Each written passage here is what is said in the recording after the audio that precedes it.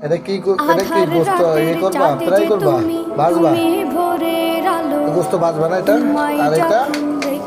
মানে গোস্ত আছে হাত মানে ঠ্যাং পা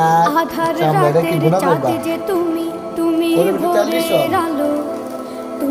আর কি দিবা এটা মানুষ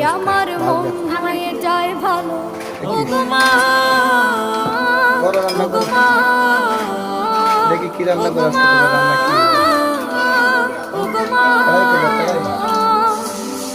কি ভাজা কি ভাজা কি করতেছ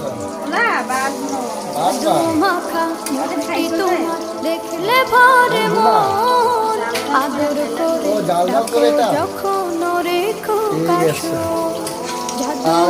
এটা মানে এটাও ভাজবা এটা ছেলেদের জন্য 4 পিস আদর করে ঠিক আছে যখন রেখো ঠিক আছে রাঁধুনি